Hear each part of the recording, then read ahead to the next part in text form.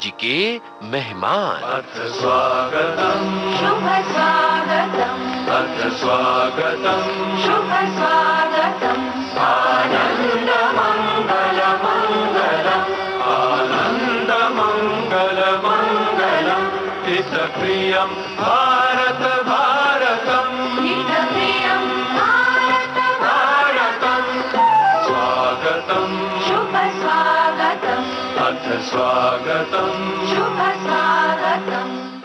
आज के मेहमान।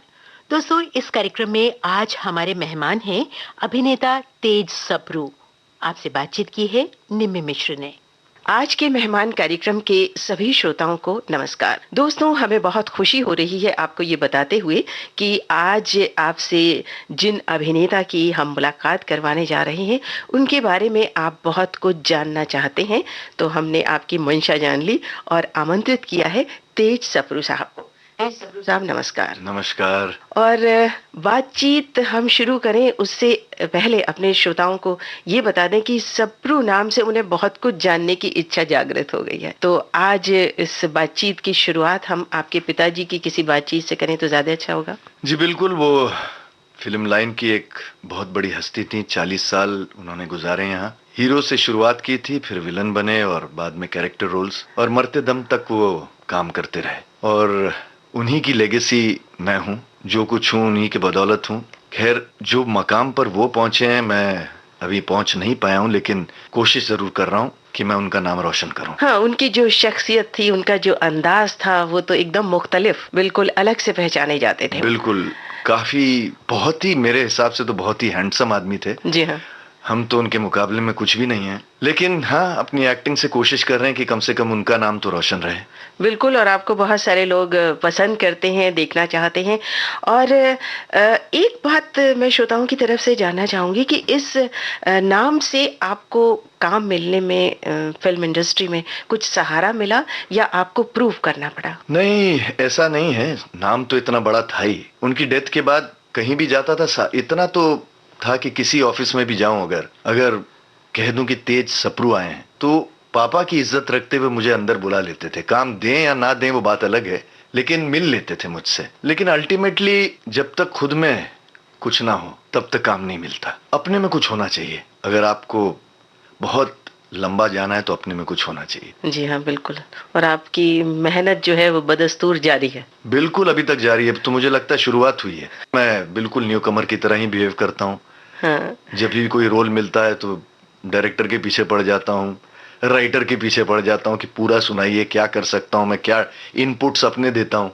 हाँ। कि अगर आपको अच्छा लगता है तो मैं ये करूं। ये तो बहुत जरूरी है। मुझे लगता है कि स्टेबिलिटी के लिए, अपने आप को प्रूव करने के लिए आप जो भी काम करें उसमें होमवर्क और उसका पूरा तरह उसमें डूब कर काम करें तो सफलता तो मिलती ही है। बिल्कुल, आप सही कह रही हैं, क्योंकि ये एक ऐसी चीज है, एक्टिंग मेरे हिसाब से तो इतना गहरा ये समुंदर है कि इसकी तह तक तो कोई जा ही नहीं पाएगा। अगर ऐसा होता कि एक आदमी अगर सबसे अच्छा एक्टर होता तो फिर हर साल उसी को अवार्ड मिलते, बेस्ट एक्टर। जी हाँ। कभी दिलीप साहब को मिला, कभी राज जी को मिला, कभी राजकुमार जी को मिला, कभी नाना पाटेकर को मिला, कभी नसीर को मिला। तो वो रोल एक्टर सारे ही अच्छे होते हैं। अगर वो लेवल तक पहुंचेंगे तो वो अच्छे ही हैं, तो वो लेवल तक पहुंचे हैं। लेकिन जो रोल है वो भी बहुत बड़ी अहमियत देता है। जी, आपकी बातचीत जो है बड़ी एकदम बेबाक है और बिल्कुल टू द पॉइंट है। ये आपने एकदम बहुत अच्छी बात की।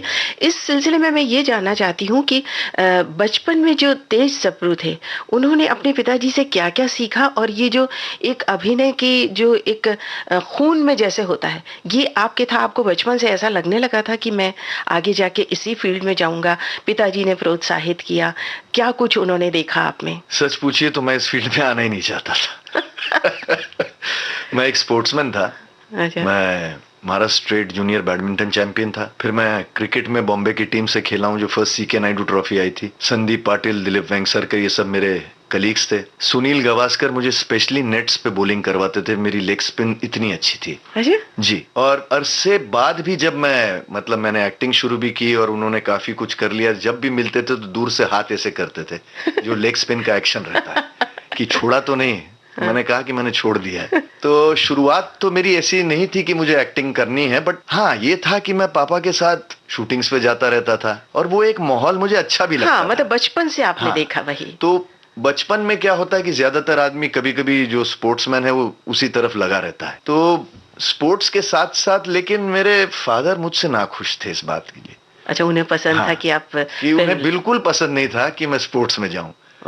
वो कहते थे कि भाई ये स्पोर्ट्स में रखा क्या है, तुम देखो ओलंपिक्स वाले भी साइकिल पे जाते हैं, इनको मिलता क्या। और बात सही थी कि उस वक्त स्पोर्ट्स में पैसे ही नहीं थे। हाँ। और आज बिल्कुल विपरीत है। आप देखिए सब पेरेंट्स चाहते हैं कि अपने बच्चे स्पोर्ट्स में जाएं, स्पेशली क्रिकेट में, जी हाँ। क्योंकि इतने पैसे मिल रहे हैं। तो आपको अफसोस होता है कि क्रिकेट आपने छोड़ा? नहीं, अफसोस नहीं होता है, अफसोस क्योंकि अब इतना कुछ मैंने कर लिया फिल्मों में, जो इज्जत मिली है जो वो शायद उस वक्त मुझे ना मिलती स्पोर्ट्स में। हाँ, स्थितियां बदलती रहती। आज जो स्पोर्ट्स की स्थिति है वो पहले के मुकाबले बहुत बिल्कुल बेहतर नहीं थी। है। और मैं बात कर रहा हूँ ये 78 की, 79 की। उस टाइम स्पोर्ट्स में मतलब बैडमिंटन के लिए चैंपियनशिप जीतने के बाद भी हम इंटर डिस्ट्रिक्ट खेलने गए तो अपने पैसे से गए थे। तो इसलिए उनका भी कहना बिल्कुल जायज था कि बेटा छोड़ दो ये और म्यूजिक सीखो। अच्छा। ये तुम्हें आगे अगर फिल्म लाइन में आना ही है, उनकी तरफ से था कि मेरा बेटा आए, अब तुम्हें आना ही है तो ये तुम्हें बहुत हेल्प करेगा। आपने बहुत अच्छी बात की है कि म्यूजिक की, तो मुझे याद आया कि आपकी पसंद के गाने भी तो हमें सुनवाने हैं। तो एक गाना सुनवाते हैं, उसके बाद हम ये बात करेंगे कि पिताजी ने किस तरह आपको म्यूजिक की तरफ बढ़ाया और क्या सीखा। जी। तो कौन सा गाना याद आ रहा है अभी आपको? गाना वो अनपढ़ का बहुत अच्छा है। आपकी नजरों ने समझा जी, प्यार के काबिल। जी हाँ, सुनते हैं।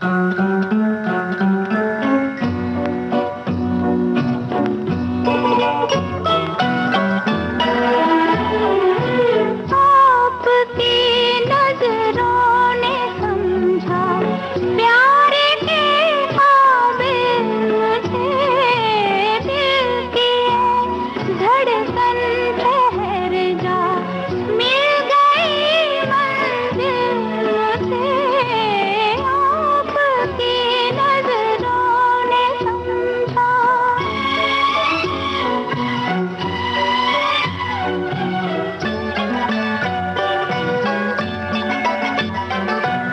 जी हमें मंजूर है आपका ये फैसला, जी हमें मंजूर है आपका ये फैसला, कह रही है हर नजर बंदा परवर शुक्रिया, हंस के अपनी जिंदगी में कर लिया शामिल मुझे, दिल की धड़कन ठहर जा, मिल गई मंजिल मुझे, आपकी नजरों ने समझा।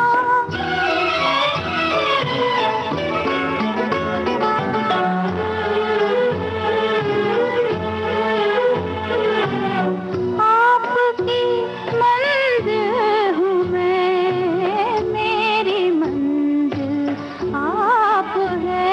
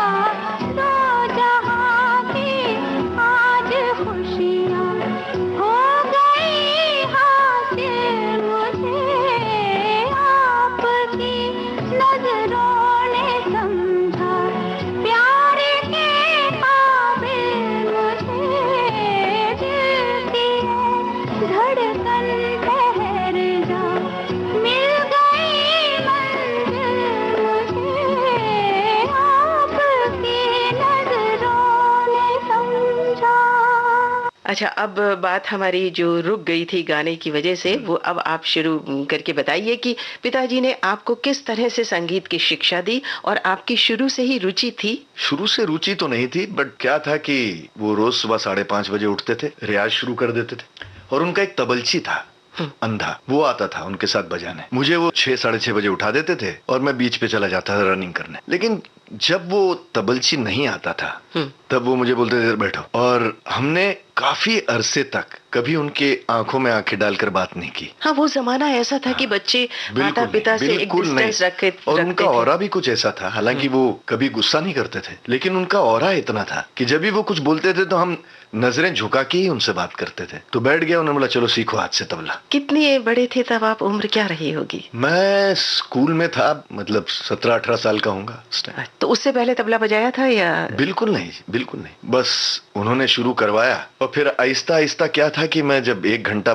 बजाने लगा, हाथ साफ होने लगा, तो मैं वो 1 घंटे के उनसे 4-5 रुपए मांग लेता था। तो वो पैसे के चक्रों में मैं पूरा तबला सीख गया। और यहाँ तक कि फिर एक दौर ऐसा आया कि हम दोनों आपस में जुगलबंदी करते थे। ओ, वो गाते थे और मैं तबला बजाता था, और जैसे तबले में ताल होती हैं, 3 ताल में जैसे 16 मात्रें हैं, जी हाँ। तो उसकी दुगनी होगी 32। तो वो सिंगल करते थे, मैं 32 बनाता था, फिर जब मैं सिंगल करता था तो वो सरगम में अपने करते थे। अच्छा, क्लासिकल गाते थे? बिल्कुल जी, बिल्कुल। क्लासिकल भी, गजलें भी खुद गाते थे, मोमिन दाग, हाँ सबकी, गालिब की, और काफी राइटर्स की गजलें अपने खुद कंपोज करते थे, गाते थे। और एक स्टेज ऐसी आ गई थी कि हम 64 तक पहुंच गए थे। ओ, मतलब उनका सिंगल में और मेरा 64। अभी तो खैर मैं नहीं बजा पाऊंगा, लेकिन वो अभी भी मुझे ताल याद है, जैसे धा धिन धिन धा धा दिन दिन धा धा तिन तिन ता ता दिन दिन धा धा, ये रेगुलर हाँ। 3 ताल है।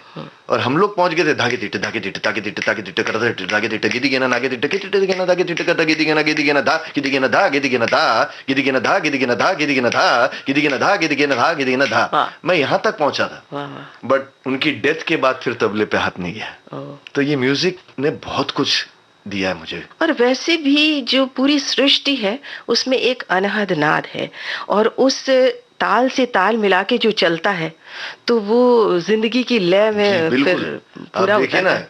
किस जिंदगी की किसी चीज में भी आप बेताले हो गए तो गड़बड़ हो जाती है। मतलब ताल के से ताल मिला के सृष्टि है। हाँ, सृष्टि में एक जो नाद है उसके साथ जो मिल जाता है, उसके अनुसार चलता है, तो उसकी जिंदगी तो सफल होती ही है। बिल्कुल।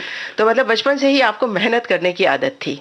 बहुत बहुत, मतलब अगर मैं स्पोर्ट्स में भी था तो मेरी मेहनत, आप रोज सुबह 3.5 माइल भागता था। उसके बाद जू पे आ गए थे हम रहने, वहां से बस पकड़ के सांता क्रूज से सीधा चर्च गेट। 3:30 बजे हम लोग बैडमिंटन कोर्ट पे जाते थे, 2500 स्कीपिंग करते थे, उसके बाद कम से कम 5 सिंगल्स खेलते थे। तो मतलब दिन की मेरी कम से कम 2.5-3 घंटे की एक्सरसाइज थी। ओह, तो ये इतनी जो अच्छी सेहत और जो आपका व्यक्तित्व है उसका राज ये है। हाँ जी, अभी तो मेरी सेहत थोड़ी सी 97 में खराब हो गई थी, क्योंकि खुद एक्शन में करता था फिल्मों में। अच्छा, खुद करते? ओनली एक्टर, मैंने डुप्लीकेट लिया ही नहीं। आज भी ऐसे ही करते? आज नहीं करता हूँ।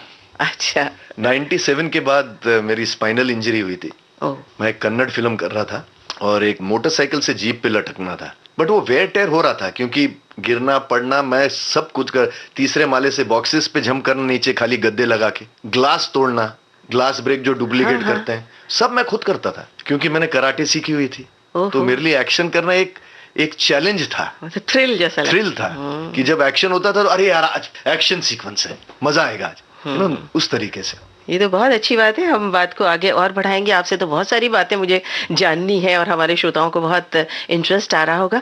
अभी एक गाना सुनते हैं, कौन सा गाना याद आ रहा है? साजन का एक गाना मुझे बहुत पसंद है, बहुत प्यार करते हैं तुमको सनम। तो चलिए ये गाना सुनते हैं जी।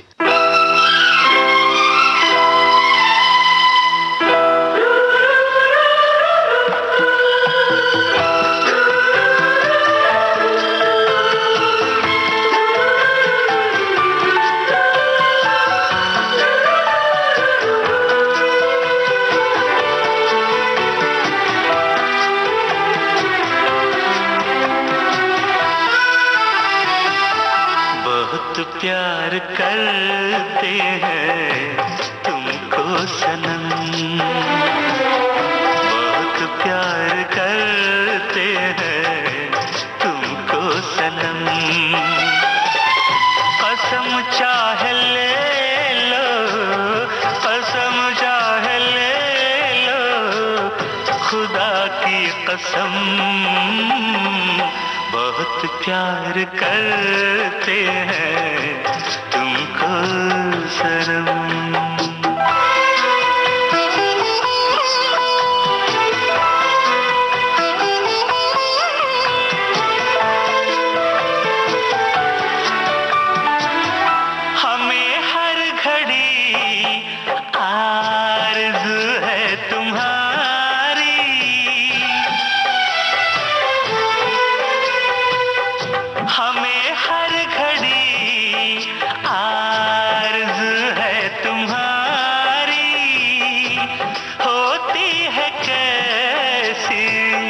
सनम बेकरारी, मिलेंगे जो तुमको तो, मिलेंगे जो तुमको तो बताएंगे हम,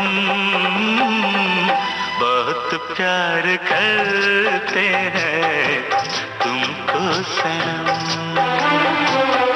बहुत प्यार करते हैं तुमको सनम। कसम चाहे ले लो, कसम चाहे ले लो, खुदा की कसम, बहुत प्यार करते हैं तुमको सनम, बहुत प्यार करते हैं तुमको सनम।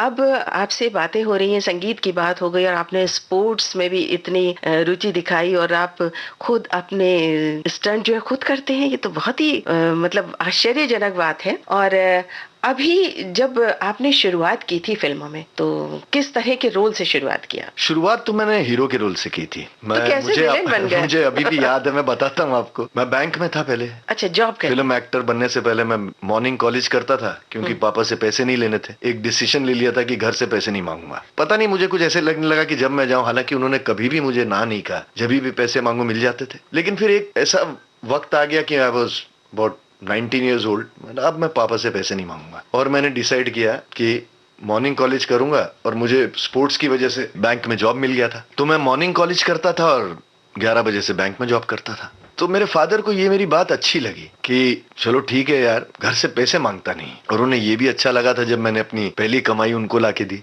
जो 423 रुपए थी। उस जमाने में 423 की भी काफी कीमत 75 की बात कर रहा हूँ। जी हाँ, जी हाँ।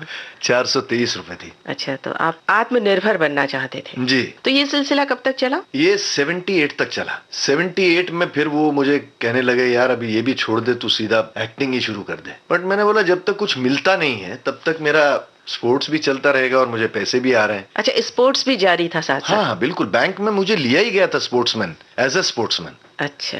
तो 78 में राकेश नाथ जी, जो मेरे जीजा हैं, मेरी बड़ी बहन रीमा राकेश नाथ, उनके हस्बैंड है, वो मेरे पास आए। उन्होंने कहा यार एक रवि नगायत साहब आए हैं, उन्होंने पापा के साथ भी काम किया है और वो एक एक्शन थ्रिलर बना रहे हैं, और उसमें अपना मिठुन है ना, मिठुन, क्योंकि मिठुन इंस्टीट्यूट के बाद हमारे घर में जब पार्टीज होती थी तो आता रहता था। अच्छा अच्छा। तो मैं हाँ, तो उन्होंने उसको एज अ फर्स्ट हीरो लिया है, क्योंकि एक्शन फिल्म और वो डांसर भी कमाल का है, तो ये उसके लिए फर्स्ट ब्रेक अच्छा है। और रिकू जी रंजीता की सेक्रेटरी थे, जो हीरोइन थी इस फिल्म की। तो उन्होंने कहा कि रवि साहब आप एक लड़का मिलाना चाहता हूँ, आप मिल लीजिए उसे, जो सेकंड हीरो का रोल है, मुझे लगता है वो फिट है। तो मुझे बुला के बैंक से बोला कि जो आके मिलना है। तो मैंने अपना पूरा कैश वैश हैंड ओवर किया मेरे दूसरे कैशियर को। बोला देख भाई ये सब है, संभालना, मैं 1 घंटे में मिल के आता हूँ। और मैं सन एंड सैंड पहुंच गया, जुहू। अच्छा, मैंने उस वक्त उसे नहीं बताया था और रिकू ने भी नहीं बताया था कि ये सप्रू साहब का लड़का है। अच्छा अच्छा। तो मैंने जब एंट्री की, मैंने कहा माय नेम इज तेज। तो देखते ही मुझे उन्होंने कहा यार absolute fit for the character, क्योंकि वो ब्लू आईज है, गोरा है, कैरेक्टर का नाम भी जैक्सन है, क्रिश्चियन कैरेक्टर है, तो एब्सोल्यूट फिट है। तुम एक्शन कर लोगे? बोला सर मैं एक्शन बहुत अच्छा कर लूंगा, क्योंकि मैंने कराटे क्लासेस भी की हुई थी विस्पी कपाडिया के साथ। बोला सर एक चीज है, मैंने एक्टिंग सीखी नहीं है आज तक। अच्छा, पहले ही आपने बोल हाँ, दिया। मैंने कोई एक्टिंग क्लास नहीं सीखी है, कुछ नहीं। बट तो मैंने उनसे कहा कि रवि साहब मैंने कोई एक्टिंग क्लास नहीं की, और मैं सही माने में जैसे मेथड एक्टिंग जो आप बोलते, मैंने मुझे कुछ पता नहीं कि बोरिस लेविस्की क्या है और स्टेनिस लेविस्की क्या है। तो घूर के देखे, बोलता नहीं मुझे लगता है तू कर लेगा। तो बोला thank you so much sir, फिर चेक बनाओ इसका। मुझे अभी भी याद है 5,000 रुपए का चेक मिला था, कितनी खुशी हुई होगी। 78 में। तो उन्होंने कहा नाम क्या लिखूं, सरनेम क्या है? तब मैंने कहा मेरा नाम तेज सप्रू है। और वो शक्ल देखते ही उस टाइम वो, अरे तुम सप्रू साहब के बेटे हो, पहले क्यों नहीं बताया मुझे तुम ये वो? मैं बोला सर मैं पहले ही बता देता तो फिर शायद मैंने कहा कि देखता हूँ कि मैं तेज के नाम से भी मुझे काम मिलता है नहीं। और इस तरह मेरा फिल्मों में से रिश्ता शुरू हुआ।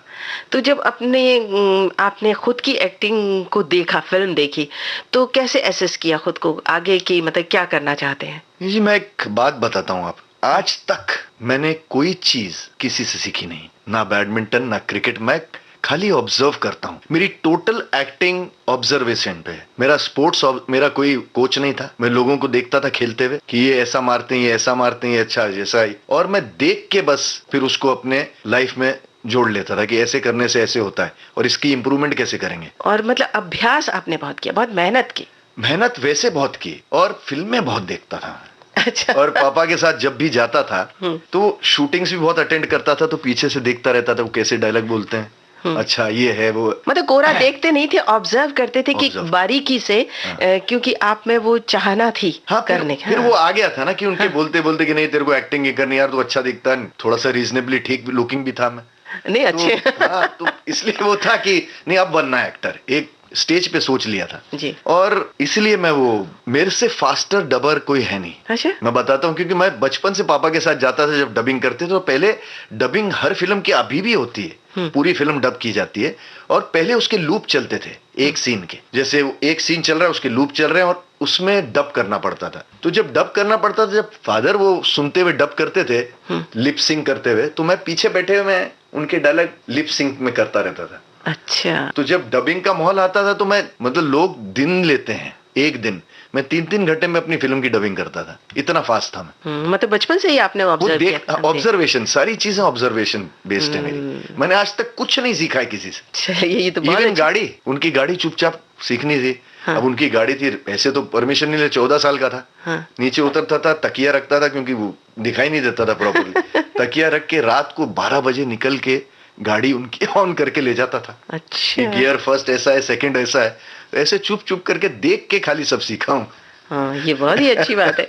चलिए हम और बातचीत आगे जारी रखेंगे। फिर से एक गाने की बारी आ गई है। आप कौन सा गाना सुनवाना चाहेंगे अपनी पसंद का? एक गाना है वीर ज़ारा का, जानम देख लो मिट गई दूरियां, हम यहाँ हैं। हाँ, चलिए सुनते हैं। जानम देख लो मिट गई दूरियां,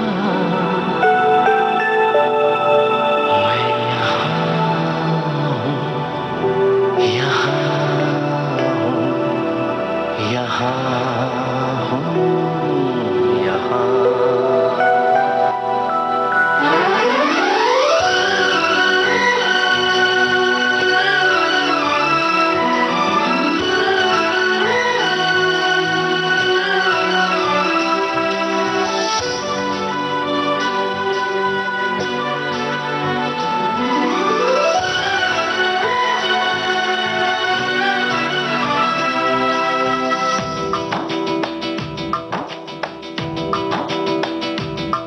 जानम देख लो मिट गई दूरियां, मैं यहाँ हूँ, यहाँ हूँ, यहाँ हूँ, यहाँ। जानम देख लो मिट गई दूरियां, मैं यहाँ हूँ, यहाँ हूँ, यहाँ हूँ, यहाँ।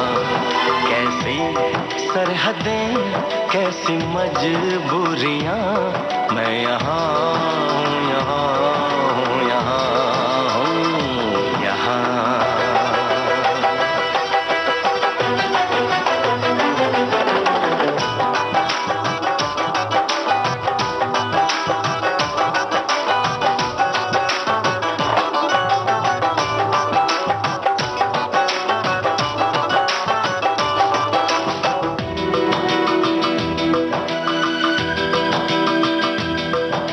छुपा ना सकोगे मैं वो राज हूँ, तुम भुला ना सकोगे वो अंदाज हूँ।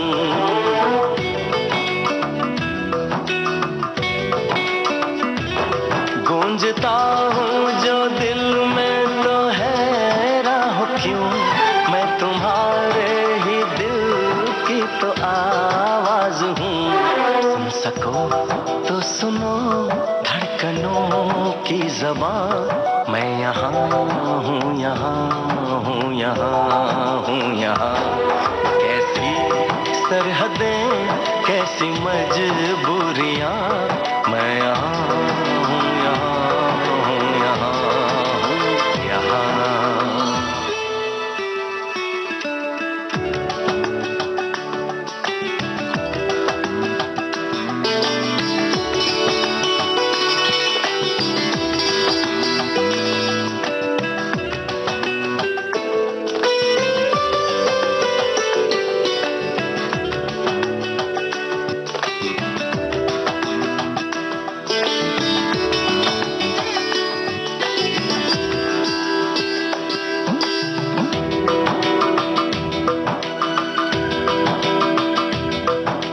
मैं अब तुम्हारे ख्यालों में हूँ, मैं जवाबों में हूँ, मैं सवालों में हूँ।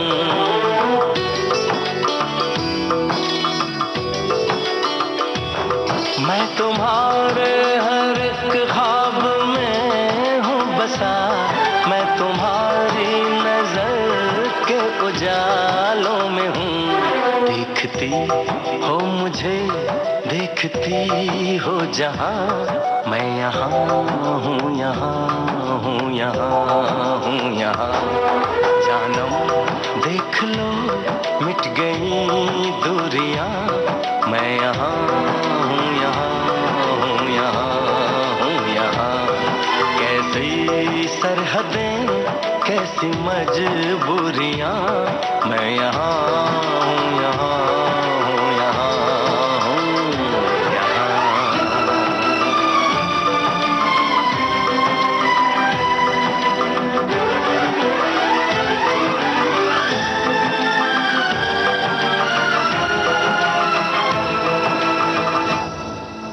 मैं यहाँ हूँ, यहाँ हूँ, यहाँ हूँ, यहाँ। अच्छा, हम फिर से एक बार बचपन की तरफ आपके जाते हैं। आप बहुत कैसे बच्चे थे? शैतानी करते थे या बिल्कुल बहुत डिसिप्लिन्ड बच्चे थे? बिल्कुल नहीं। और माँ से ज्यादा लगाव था या पिताजी नहीं, से? एक कमाल की बात है। हम्म, नॉर्मली क्या होता है, बेटा जो है हम्म, माँ से ज्यादा लगाव होता है, बेटियों का बाप से। ऑपोजिट सेक्स है ये, जी हाँ। जेंडर जो है। लेकिन मैं अपने फादर का इतना बड़ा फैन था ओह, कि जो लाइफ उन्होंने देखी और जो हमने देखी। जब मैं पैदा हुआ तो बांद्रा का बंगलो था, 3 गाड़ियां थी। सुबह एक गाड़ी छोड़ने जाती थी, दोपहर को एक गाड़ी थी, शाम को लेने एक गाड़ी आती थी। लेकिन उन्होंने एक फिल्म बनाई, बहादुर शाह जफर, और वो एक्टर थे, तो प्रोडक्शन का साइड इतना नहीं था। तो जो सलाह देने वाले थे उनको, उन्होंने गलत सलाह दी और वो फिल्म एक दौर पे आके रुक गई। हीरो थे मेरा ख्याल है सुदेश कुमार जी उस वक्त के, और श्यामा जी हीरोइन थी, और पापा प्ले कर रहे थे बहादुर शाह जफर। तो पूरी नहीं हुई फिल्म? वो पूरी हुई नहीं, और एक दौर पे उन्होंने अपने जितने पैसे थे लगा लिए, फिर उन्होंने बंद कर दिया कि चलो नहीं ठीक है, छोड़ो, नहीं बनती, काम करेंगे, एक्टिंग करेंगे। कई लोग आ गए उनके पास कि एक लास्ट शेड्यूल आप कर लीजिए, उससे क्या फिल्म भी बिक जाएगी, ये भी हो जाएगा, वो भी हो जाएगा। तो वो उनकी बातों में आ गए और उन्होंने मार्केट से पैसे लिए, जो उस टाइम एक अमाउंट थी 50-60 हजार, बहुत बड़ी अमाउंट होती है उस टाइम। और उसके अगेंस्ट उन्होंने अपना बंगला लिख दिया, जहाज जैसा बंगला। अब वो भी शेड्यूल कर लिया और कुछ हुआ नहीं। तो फाइनेंशियल्स आने लगे, इंटरेस्ट बढ़ने लगा कि भाई आप वो कर लो। तो वहां से फिर उन्होंने कहा नहीं, मेरे को मांगने वाले नहीं चाहिए। बंगला बेच दिया, सबके पैसे दे दिए और हम जू पे आए। वो आदमी जब जू पे आया, जो हमारा घर था वो हार्डली 2 बेडरूम का था, उसका पूरा जो एरिया था वो हमारे हॉल से भी छोटा था, जो एक जहाज सा बंगला और फ्लैट। लेकिन मैंने उनके माथे पे कभी शिकन नहीं देखी, ना उन्होंने कभी कंप्लेन किया। वो वही अपने म्यूजिक में लगे रहते थे, चुपचाप हमें पढ़ाया लिखाया, बड़ा किया, एजुकेशन दी, अच्छा अपब्रिंगिंग दी, तहजीब सिखाई। इसलिए मेरे नजर में उससे बड़ा हीरो मेरे लिए कोई है नहीं, सप्रू साहब से बड़ा कोई हीरो नहीं है मेरे लिए। तो आपका बहुत जुड़ाव था उनसे? बहुत। और माता जी? माता जी से भी था जैसे होता, लेकिन क्या है कि होता ना कि एक साइड फैन हूँ, तो मैं सिर्फ अपने बाप का फैन था। अच्छा, तो डरते भी थे आप उनसे? डरते मतलब आप पूछेंगे तो मैंने कहा ना कि हम लोग नजरें नहीं मिला सकते थे उनसे। जब चीजें भी अच्छी करते थे, और उनका एक और था, जब मैं जीत के आता था स्पोर्ट्स में कप में, जैसे महाराष्ट्र स्टेट चैंपियनशिप जीती तो मैं उनके पास गया अपना कप लेके, बोला बाबा ये देखिए, आज कल पेपर में देखना आप, फ्री प्रेस जनरल इसमें सब आएगा, सप्रू शर्मा जो मेरा पार्टनर था, संजय शर्मा जो बाद में इंडियन बैडमिंटन टीम का कैप्टन बना जब मैंने छोड़ दिया था, तो मतलब आप देखना सब आएगा, इसके बाद मैं ये करूंगा, मैं ये कर दूंगा, देखना मैं उसकी छुट्टी कर दूंगा। तो सुनते रहे मुझे और कहा इधर आ बैठ, इधर बैठो। उनकी आवाज, हाँ, आवाज में कितना दम था। आवाज से ही आदमी डर जाए आधा तो, लेकिन इधर बैठो, बैठ गया। एक बात याद रखो जिंदगी में, आगे बहुत काम आएगी। मतलब क्या, ये तुम जो कर रहे हो ना, मैं ये कर दूंगा, मैं वो कर दूंगा, ये बेटा मैं सबसे ज्यादा कौन करता है? मुझे बात समझ में नहीं आई। मैंने आप बोल क्या रहे? नहीं ये जो तू कर रहा है ना, मैं कर दूंगा, ये कर दूंगा, छुट्टी कर दूंगा, मैं उसकी कर दूंगा, मैं सबसे ज्यादा कौन करता है? मैं। जब उन्होंने ऐसे कहा तो मैंने, तो बकरा करता है, बोलता हमेशा कटने के लिए तैयार रहता है बेटा, उसकी गर्दन पे छुरी रहती है। जिंदगी में एक बात याद कर, कभी मैं नहीं लाना अपनी जिंदगी में कि मैं ये हूं, दूसरों को बोलने दो तुम क्या हो। बहुत बड़ी बात कही, मतलब तो जिंदगी की सबसे बड़ी सीख, सबसे बड़ी सीख। और वो ऐसे मेरे दिमाग में, मतलब कंप्यूटर में जैसे बोलते ना, फीड हो गया जी। मैंने आज तक जो भी किया, मैंने कभी किसी को नहीं बोला ये मैंने किया या मैं ये हूं, कभी नहीं। क्योंकि बोलने भी जाता हूं, कहीं ऐसा हुआ कि बीच में, मतलब 20 फिल्म में साथ कर रहा हूं, ये वो, इंडस्ट्री में तो लोग हैं कि हाँ यार क्या है ये वो, फिर भी मैंने वो फट करके मैं वो रिमेंबर करता था, नहीं जी थैंक यू सो मच। तो ऐसे उन्होंने बहुत सी चीजें हमें सिखाई। जी हाँ, यही तो बड़ों की सीख होती है, जो जिंदगी में बहुत आगे तक काम आती है और आपको आगे तक ले भी जाती है। जी हाँ, क्योंकि ये इंडस्ट्री में एक अच्छा एक्टर होने के साथ साथ आपको एक अच्छा इंसान होना भी जरूरी है। वो पहली शर्त है। हाँ। आदमी नहीं, तो एक्टिंग तो आपको आनी चाहिए, हाँ। लेकिन एक अच्छा इंसान होना भी बहुत बड़ी बात है। क्यों, देखिए आप, मैं ओपनली नहीं बोलना चाहूंगा क्योंकि इतने बड़े बड़े, एक चलिए बोल ही देता हूँ बोलिए ना। क्योंकि मैंने दिलीप साहब से नीचे तक सबके साथ काम किया है, ऑल टॉप स्टार्स के साथ मैंने किया है, और जो हम्बल रहा है वो ज्यादा चला है। हाँ, वो तो कहते हैं कि फलदार वृक्ष जो है। जीतू जी देखिए, ये लोग कितने साल तक चलते रहे। बाकी राजकुमार जी, दिलीप साहब और राज कपूर साहब तो वो अपने एक अलग कैटेगरी के लोग थे, जो फिल्में भी बहुत कम करते थे। तो जो हम्बल रहा है वो ज्यादा चला है। लंबी रेस का घोड़ा जी। जी, चलिए, आपसे बातचीत करने में बहुत अच्छा लग रहा है, और बातें करते करते वक्त साथ साथ जा रहा है, और आपकी पसंद के गाने भी हमें सुनते जाने हैं। तो गाना कौन सा सुनवाएं? एक किशोर दा का बहुत अच्छा गाना है, शराबी फिल्म का, मंजिलें अपनी जगह हैं, रास्ते अपनी जगह। चलिए सुनते हैं ये गाना।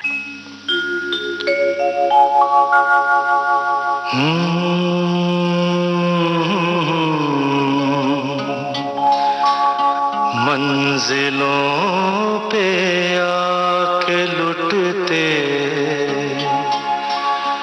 हैं दिलों के कारवां,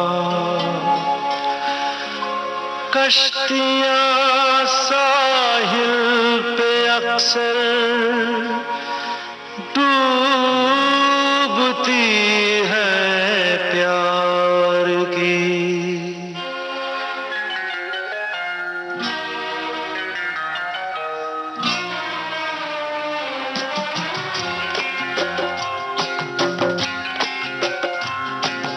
मंजिलें अपनी जगह है, रास्ते अपनी जगह, मंजिलें अपनी जगह है, रास्ते अपनी जगह। जब कदम ही साथ ना दे तो मुसाफिर क्या करे।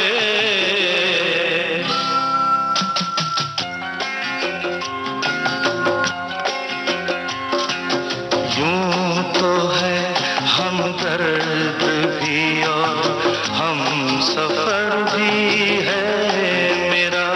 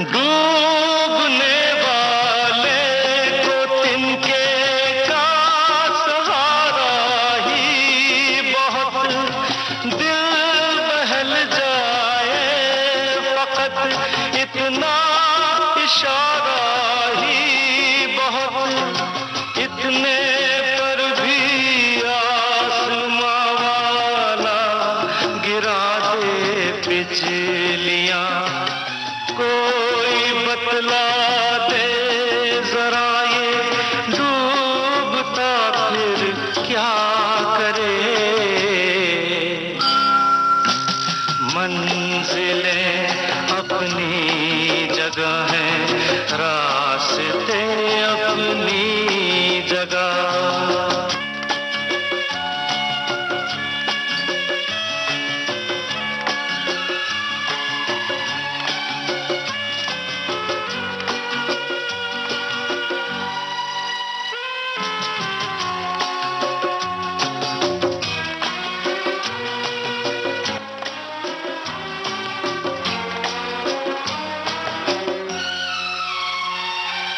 प्यार करना जुर्म है तो जुर्म हमसे हो गया, काबिले माफी हुआ करते नहीं ऐसे गुनाह। संग दिल है ये जहां और संग दिल मेरा सनम, क्या करे जोशे जुनून और हौसला फिर क्या करे। मंजिलें अपनी जगह है, रास्ते अपनी जगह।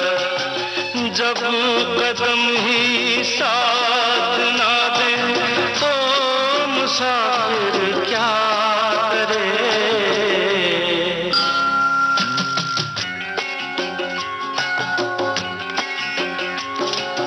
यूं तो है हमदर्द भी और हम सफर भी है मेरा, बढ़ के कोई हाथ ना दे दिल भला फिर क्या करे।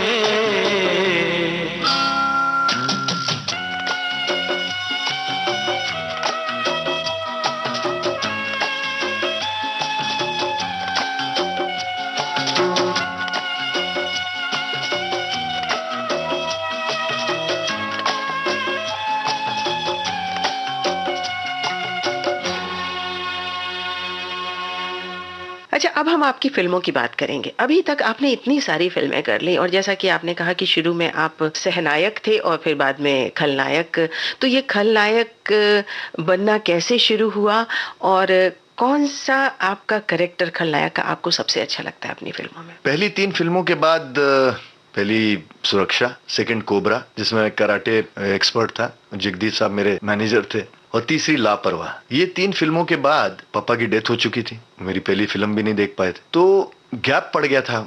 जब वो बीमार थे तो हॉस्पिटल में जाना ये वो, तो 4-5 महीने में बिल्कुल किसी से मिला ही नहीं। उसके बाद जब मैं जाता था प्रोड्यूसरों के पास तो वही था कि यार तुम विलन बन जाओ यार, नीली आंखें वाले है ना ज्यादा विलन ही अच्छे लगते हैं। अब मैं कैसे समझाता उनको कि भाई नीली आंख वाले अगर आप ऐसे जाओ तो फिर पूरे हॉलीवुड को ही विलन होना चाहिए, वहाँ हीरो कैसे होगा। या अगर मैं उस वक्त मेरी पोजीशन भी नहीं थी उनको कहने के लिए कि राज कपूर साहब को आपने देखा है या शम्मी जी को आपने देखा है, उनकी भी नीली आंखें। मतलब काम चाहिए था उस वक्त, नौकरी भी छोड़ दी थी, तो विलन का सिलसिला शुरू कर दिया और एक बार शुरू किया तो फिर मिलते ही गया, मतलब पूरी तरह विलन बन गया। जी जी। जब ये खलनायक बनने का सिलसिला शुरू हो गया तो मन में कहीं तमन्ना रह गई कि कुछ हीरो बनता तो ज्यादा अच्छा होता, या फिर आपने अपने कला के जौहर वहीं दिखाए? मैं ऐसा कुछ नहीं है, एक्टर है।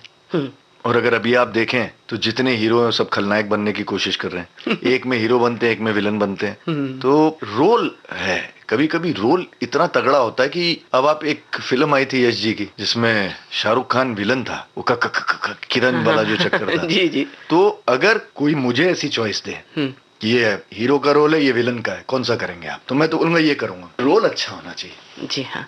अच्छा, मैं ये जानना चाहती थी, अभी तक आपने इतने रोल किए हैं विलेन के, तो उसमें कौन सा सबसे अच्छा आपको लगा? एक तो नहीं बता पाएंगे आप, कई कई फिल्में की, लेकिन मैं आपको बताता हूँ कि मैं हमेशा क्या रहा है कि यंग विलन, या प्रेम चोपड़ा के बेटे, या अमरीश जी के बेटे, या कोई और सीनियर एक्टर के बेटे, तो जो बेटों का रोल होता है वो यंग हीरोज के साथ लड़ने के लिए ठीक होता है। तो उसमें इतना क्रीम नहीं रहता। हालांकि मैंने ऐसे 50 रोल किए हैं, तो यही था, मैं अमरीश जी के साथ बहुत छिड़ता था, मेरी उनकी बहुत बनती थी कि मैंने बहुत फिल्में की उनके साथ, और बेटे के रोल तो मैं करता था कि मैं अमरीश जी यार आपको रिप्लेस तो खाली मैं ही कर सकूंगा। तो हंसते थे। बोला यार लेकिन अमरीश जी एक प्रॉब्लम है, परेश रावल का मैं बेटा बनता हूँ जो मेरे से छोटा है, और मुझे रोल नहीं देते यार सीनियर करने के लिए, ये क्या है? बोलते बेटा तू आदमी अच्छा है, तू लुकर अच्छा है, तेरा बिहेवियर अच्छा है, तू इंडस्ट्री में तेरे को कोई निकालेगा नहीं, तो पहले तू ये यंग का खा ले, बुड्ढे के रोल तो तुझे करनी है। तो बहुत छेड़खानी करता था उनके साथ। कौन सा कैरेक्टर करने में बहुत आपको मजा आया, आनंद आया? जो मुझे बहुत अच्छी लगी थी, जिसमें उसका नाम था प्रेम योग। प्रेम योग। हाँ, इसमें ऋषि कपूर हीरो थे और मधु हीरोइन थी, शमी जी थे, रजा मुराद, टीनू आनंद, शक्ति कपूर और प्रेम चोपड़ा साहब। अच्छा। और मैं मेन विलन था उसमें, मतलब प्रेम चोपड़ा के होते हुए भी आप मेन विलन थे? वो हीरोइन के फादर थे, वो रोल ऐसा सॉफ्ट था, लेकिन जो डॉन था वो डॉन का रोल मेरा था। सॉल्ट एंड पेपर हेयर लगाई थी, विग, फ्रेंच बियर्ड थी, और मेरा बेटा था मोनीश बहल। अच्छा। तो that role was and I had looked well, बहुत अच्छा लगा था मैं एज अ सीनियर वो, और मेरा काम भी बहुत अच्छा हुआ था। लेकिन जो अंडरलाइनिंग फैक्टर है, फिल्म चलनी चाहिए। हाँ। अगर फिल्म चलती है और आपका रोल अच्छा है तो आप इंस्टेंट सक्सेस मिलती है। लेकिन अगर फिल्म नहीं चलती तो लोग बोलते हैं नहीं काम अच्छा किया था। हाँ। काम अच्छा किया, लेकिन वो फिर सामने नहीं आती। फिल्म की सक्सेस के साथ कलाकारों की सक्सेस जुड़ी रहती है। बिल्कुल बिल्कुल बिल्कुल जुड़ी रहती है। आप 5 फिल्म एक हीरो दे दे जो फ्लॉप है, छठा प्रॉब्लम में आ जाएगा। अच्छा, आपकी एक फिल्म थी सिर्फ तुम। जी। उसमें कुछ अलग सा था अभिनय आपका? बिल्कुल बिल्कुल। उसमें रोल ऐसे लगता है कि ये अपनी सिस्टर इन लॉ के लिए कुछ ऐसी फीलिंग्स तो नहीं है, इसके शादी के लिए मना कर रहा है, ये करने के लिए, लेकिन अल्टीमेटली वो एक फादरली फीलिंग थी उसकी। और जब फिल्म में वो उसको भेजता है तो वेरी इमोशनल एंड पे बोलता है मैं तो इसकी मतलब भलाई के लिए कर रहा हूं, क्योंकि ये एक लड़के को प्यार करती है जिसे इसने देखा तक नहीं है, और ये उससे मिलने जा रही है खाली फोन की बातों पर। तो वो एक रोल बहुत ही डिफरेंट था। ऐसे बीच में मैं करता रहा हूँ, हाँ। लेकिन ज्यादातर वही होता था कि नेगेटिव नेगेटिव नेगेटिव। तो अभी आपके मन में क्या चाहना है कि आप क्या करना चाहते हैं? एल्डरली रोल्स, जो प्रेम जी करते थे, जो अमरीश जी करते थे, मतलब फादरली रोल्स। अच्छा, तो आपको उसमें मीट ज्यादा रहता है रोल में। और कॉमेडी। अच्छा, कॉमेडी करना चाहते हैं? मैं जिस दिन करूंगा कॉमेडी, वो ऐसा चेंज आएगा कि आप देखना। मैं एक चीज बताता हूं आपको, जो 2 मेरी सबसे बड़े प्लस पॉइंट है वो आज तक प्रॉपरली यूटिलाइज नहीं हुआ है। एक है इमोशनल और एक है कॉमेडी। ये सब मैंने 2 साल फिल्में नहीं की हैं और मैं टेलीविजन में चला गया। 5 मेजर सीरियल्स किए मैंने। हाँ, वही मैं 7 फेरे, उसी तरफ आ रही थी। हाँ जी, 5 मेजर सीरियल किए, और जिसमें सर्टेन रोल्स इतने इमोशनल थे कि पूरी मेरी वो जो थोड़ी सी भड़ास थी वहां निकल गई। अच्छा। बहुत मजा आया टेलीविजन। तो आप क्यों मुड़े फिल्मों से सीरियल की तरफ? आप टेलीविजन की तरफ कैसे मुड़े? कोई खास? तो मैं थक गया था ये करते करते। यंग विलन में ना बस हो गया अब।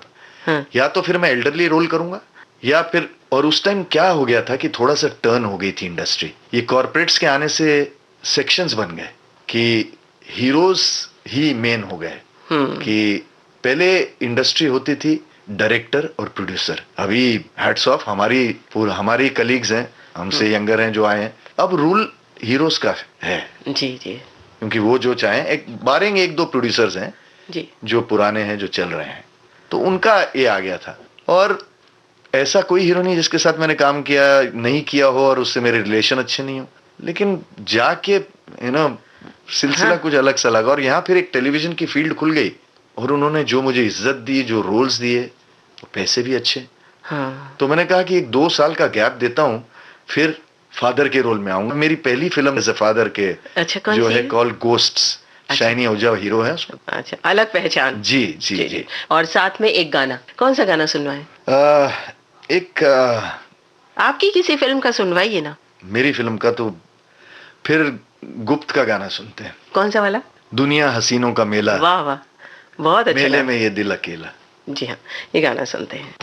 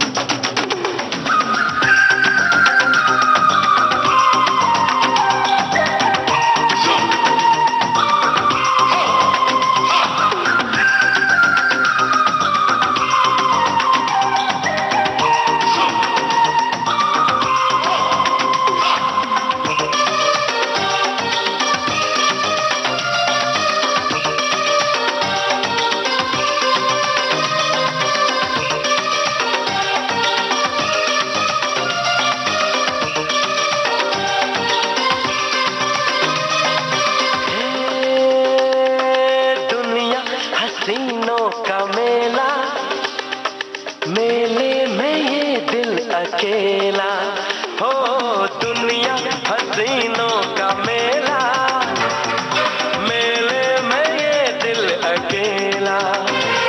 एक दोस्त ढूंढता हूं मैं दोस्ती के लिए, एक दोस्त ढूंढता हूं मैं दोस्ती के लिए।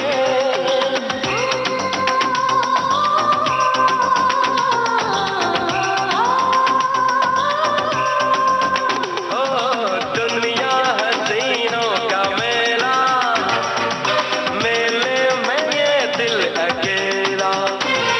एक दोस्त ढूंढता हूं मैं दोस्ती के लिए, एक दोस्त ढूंढता हूं मैं दोस्ती के लिए।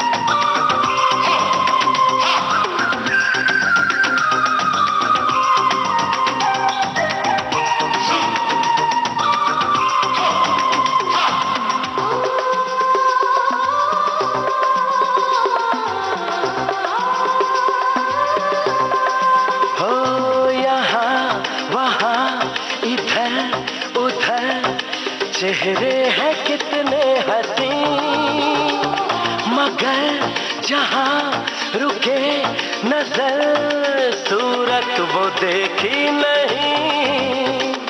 यहाँ वहाँ इधर उधर चेहरे हैं कितने हसी, मगर जहाँ रुके नजर सूरत वो देखी नहीं। वो उसमें ढूंढता हूँ मैं आशिकी के लिए।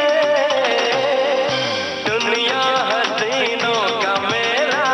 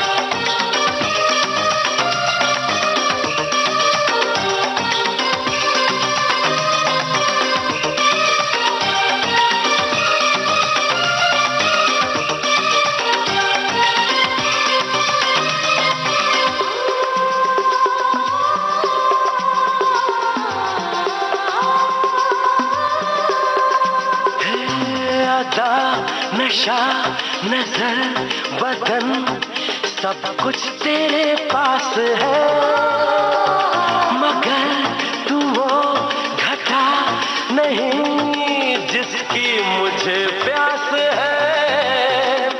अदा नशा नजर बदन सब कुछ तेरे पास है, मगर तू वो घटा नहीं जिसकी मुझे प्यास है।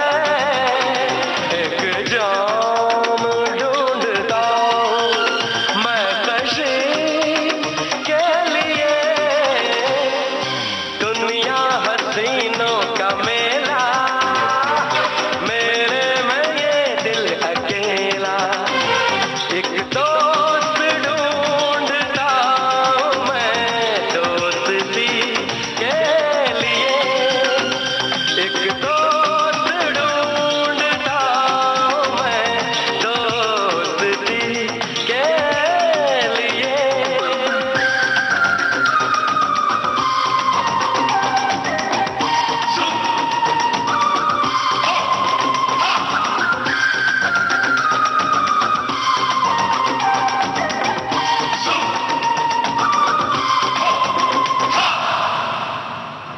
और कोई शौक है खेल के अलावा? म्यूजिक का शौक था, लेकिन वो तबले का पापा की डेथ के बाद छूट गया। लेकिन एक दफा उन्होंने जैसे कहा था कि बेटा ये काम आएगा, ये म्यूजिक जो चीज है ना जिंदगी में काम आती ही है। जी। और एक फिल्म मैंने प्रियदर्शन के साथ, डायरेक्टर जो हैं अभी बहुत बड़े डायरेक्टर हैं, जब शुरुआत में आए थे तो गर्दिश करके फिल्म बनाई थी। वेरी हार्ड हिटिंग फिल्म थी। तो मैंने उसमें एक एक्शन रोल था वो किया था, और वो मलयालम फिल्म में ज्यादा इन्वॉल्व थे पहले। अच्छा। He was a Malayalam film के डायरेक्टर। एक दिन उनका फोन आया कि भाई तेज, एक मलयालम फिल्म है, उसमें विलन का रोल है, लेकिन उसमें एक डायरेक्टर जो है उसने पॉइंट रखा है, मैं उसी विलन को लूंगा जिसको तबला बजाना आता है। अरे वाह।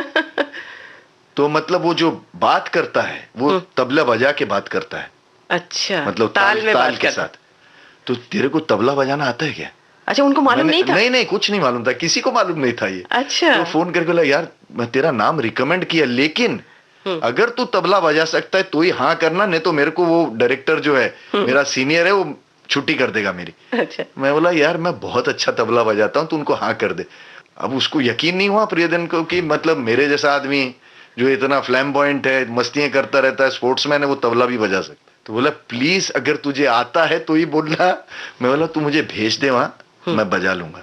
तो फर्स्ट टाइम जैसे मैं सेट पे गया तो डायरेक्टर ने, जी मैं my name is CB million ना सर, आपको तबला बजाना आता है? मैं बोला सर बिल्कुल आता है, बजाइए, ये सीन है और ये तबले के बोल हैं। अच्छा। और मैंने फिर वो जब बजाना शुरू किया तो ही वॉज फ्लैबरगास्टेड। मतलब आपने सीखा है? मतलब ये मेरी एक फादर की तरफ से देन है। जब मैं यंग था तो उन्होंने मुझे सिखा दिया था और ये रह गया मेरे साथ। तो कितना आनंद आया होगा उस फिल्म को करने में? आनंद भी आया, और सीधा उनकी बात, I just remembered my father. ये कहा था कि कभी ना कभी म्यूजिक कभी भी किसी अपने लाइफ के स्टेज में काम आता है। जी हाँ। और उस दिन वो काम आ गया। अच्छा, तो वो मलयालम फिल्म कामयाब हुई? इतनी नहीं चली। अच्छा। जो मलयालम मेरी पहली फिल्म थी काश्मीरम, जिसमें मैं एक कश्मीरी टेररिस्ट का हेड था, वो सुपरहिट हुई थी। अच्छा, तो उससे आपको और आगे बहुत सारी मलयालम 5 फिल्में की मलयालम, 5 कन्नड़, 1 तमिल, 2 तेलुगु। बट सिलसिला वहां भी थोड़ा गड़बड़ इसलिए होता था क्योंकि वहां के जरा जो माहौल के लोग थे जी, थोड़े डार्कर, घुंघराले बाल, ये हो।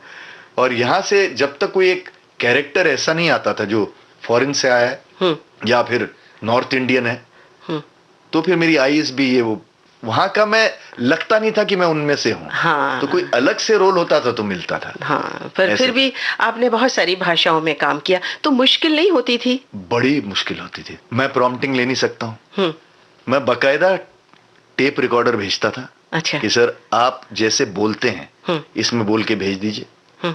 फिर उसको रोमन में लिखता था और याद करता था। ओह, मतलब मेहनत मतलब ऐसे कि जब सुबह एक्सरसाइज कर रहा हूँ तो लगा लिया कान में, और बोलते जा रहा हूँ, सुनते जा रहा हूँ, बोलते जा रहा हूँ, सुनते जा रहा हूँ। इस तरीके से करता था। ये बातें हमारे सुनने वालों को कितनी अच्छी लगेंगी कि अगर आपको कुछ भी काम करना है उसके लिए अभ्यास बहुत जरूरी है। अभ्यास बहुत से आदमी जरूरी कुछ है। भी पा सकता है। बिल्कुल, बिल्कुल। बहुत इंस्पायरिंग ये बातें रहेंगी। और मुझे लगता है कि आपकी बातचीत जो है बहुत इंटरेस्टिंग है, पर वक्त हमारा सीमित है तो हमें अपनी बातचीत को यहीं विराम देना पड़ेगा। तेज सप्रू साहब, आप हमारे स्टूडियो में आए और हमारे श्रोताओं के लिए इतनी अच्छी बातचीत की, जिसमें से हमारे जो बहुत सारे सुनने वाले हैं जो कुछ करना चाहते हैं, बनना चाहते हैं, उन्हें बहुत ही एक प्रेरणा मिलेगी कि किसी भी काम को करने के लिए एक दृढ़ निश्चय की तो जरूरत होती ही है, साथ ही अभ्यास, लगन, ईमानदारी और मेहनत की। उसके बिना कुछ नहीं चलता कुछ है। नहीं। तो उन्हें ये बहुत अच्छी लगेगी बातचीत, और आपके आने वाली सभी फिल्मों के लिए, सभी कामों के लिए हमारी तरफ से, हमारे श्रोताओं की तरफ से बहुत बहुत शुभकामनाएं। शुक्रिया, थैंक यू वेरी मच। आज के मेहमान कार्यक्रम में आप सुन रहे थे अभिनेता तेज सप्रू से निम्मी मिश्र की बातचीत। इस कार्यक्रम में तकनीकी सहयोग विंसी फर्नांडिस ने दिया। कार्यक्रम का संयोजन डॉक्टर रेखा वासुदेव ने किया और विविध भारती के लिए प्रस्तुतकर्ता वीणा राय सिंघानी। अब दीजिए इजाजत, नमस्कार। आज के मेहमान।